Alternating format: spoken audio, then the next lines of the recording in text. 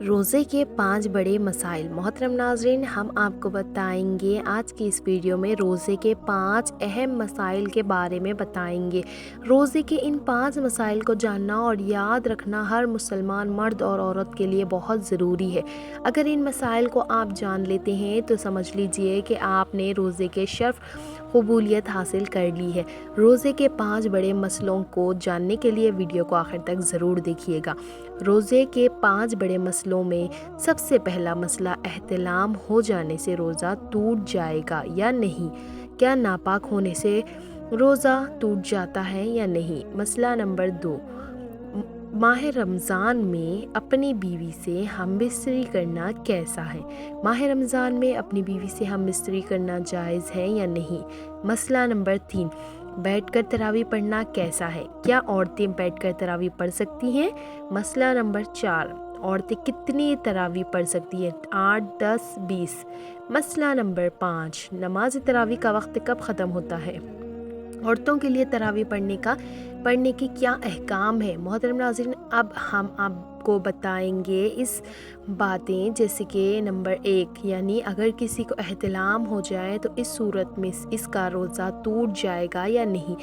اگر روزے کی حالت میں احتلام ہو جائے تو اس کا روزہ ٹوٹ جائے گا یا نہیں۔ جو اب اس کا یہ ہے کہ ترمذی کے حدیث میں ہے کہ رسول اللہ صلی اللہ علیہ وسلم نے ارشاد فرمایا، وہ روزہ افطار نہ کریں جسے قے آئے اور وہ بھی افطار نہ کریں جسے احتلام ہو۔ اس حدیث مبارک سے یہ ثابت ہوتا ہے کہ احتلام ہو جانے سے روزہ نہیں ٹوٹے گا۔ اب آپ چاہیے احتلام مرد کو ہو یا عورت کو، صبح ہو یا شام، کسی بھی وقت احتلام ہو جانے سے روزہ فاسد نہیں ہوگا۔ اس سے روزہ پر کسی بھی قسم کا کوئی فرق نہیں پڑے گا، وہ اپنے روزے کو مکمل کر سکتا ہے۔ محترم ناظرین، اب ہم بات کرتے ہیں مسئلہ نمبر 2 کے بارے میں۔ ماہ رمضان میں اپنی بیوی سے ہم بستری کرنا کیسا ہے؟ ماہ رمضان میں اپنی بیوی سے ہم بستری کرنا جائز ہے یا نہیں؟ محترم ناظرین، ہمارے معاشرے میں رمضان کے مہینے میں ہم بستری کو لے کر بہت ساری باتیں پھیلی ہوئی ہیں۔ اکثر لوگ اس کے بارے میں پوچھتے رہتے ہیں کہ کیا وہ رمضان کے مہینے میں اپنی بیوی کے ساتھ میں ہم بستری کر سکتے ہیں یا نہیں، کیونکہ لوگ سمجھتے ہیں کہ رمضان کے مہینے میں اپنی بیوی سے ہم بستری کرنا حرام اور ناجائز ہے۔ ایسے لوگ رمضان کے مہینے میں ہم بستری کو ایک بہت بڑا گناہ سمجھتے ہیں، لیکن ہم آپ کو حدیث پاک کی روشنی میں بتاتے ہیں کہ رمضان کے مہینے میں بھی بیوی کے ساتھ ہم بستری کرنا حرام اور ناجائز نہیں ہے۔ رمضان کے مہینے میں آپ اپنی بیوی کے ساتھ ہم بستری کر سکتے ہیں، صرف روزے کی حالت میں ایسا کرنا منع ہے، یعنی کہ رمضان کے مہینے میں صرف روزے کی حالت میں بیوی کے ساتھ میں ہم بستری کرنا حرام ہے۔ اس بارے میں رسول اللہ صلی اللہ علیہ وسلم نے ارشاد فرمایا کہ روزے کی حالت میں اپنی بیویوں سے دور رہو، یعنی کہ روزے کی حالت میں ہم بستری نہ کرو، اس سے روزہ بھی ٹوٹ جائے گا اور ایسا کرنے والوں کو اللہ کی طرف سے سخت عذاب بھی ہوگا۔ یاد رکھیں، رمضان کے مہینے میں جس طرح سے روزے کی حالت میں کھانے پینے سے روکا گیا ہے، کھانے پینے سے منع کیا گیا ہے، ٹھیک اسی طرح سے بیوی کے ساتھ ہم بستری کرنے کے لیے بھی منع کیا گیا ہے، مگر یہ کام آپ رات کے وقت کر سکتے ہیں۔ ماہ رمضان میں آپ رات کے وقت اپنی بیوی سے ہم بستری کر سکتے ہیں۔ ماہ رمضان میں افطاری کے بعد سے لے کر سحری کے ٹائم تک ہونے سے پہلے اپنی بیوی سے ہم بستری کرنا جائز اور حلال ہے۔ محترم ناظرین، اب ہم بات کرتے ہیں مسئلہ نمبر 3 کے بارے میں۔ بیٹھ کر تراویح پڑھنا کیسا ہے؟ کیا عورتیں بیٹھ کر تراویح پڑھ سکتی ہیں؟ نماز تراویح نفل نماز ہے، اگر آپ نماز تراویح کو بیٹھ کر پڑھیں گے تو نماز تو ہو جائے گی، اس میں علماء کا اختلاف ہے۔ اگر بغیر عذر کے آپ بیٹھ کر نماز پڑھیں گی تو نماز تو ہو جائے گی، لیکن ثواب میں کمی ضرور ہوگی، کیونکہ جو شخص نفل نماز کو کھڑے ہو کر پڑھ رہا ہے، اس کو بیٹھنے والے کی نسبت زیادہ اجر و ثواب حاصل ہوگا۔ محترم ناظرین، اب ہم بات کر لیتے ہیں مسئلہ نمبر 4، عورتیں کتنی تراویح پڑھ سکتی ہیں؟ 8، 10 یا 20؟ نماز تراویح کا وقت کب ختم ہوتا ہے؟ عورتوں کے لیے تراویح پڑھنے کا کیا احکام ہے؟ نماز تراویح سنت مؤکدہ ہے، جیسے کہ مردوں پر یہ نماز ادا کرنا سنت مؤکدہ ہے، اسی طرح خواتین پر بھی یہ نماز ادا کرنا سنت مؤکدہ ہے۔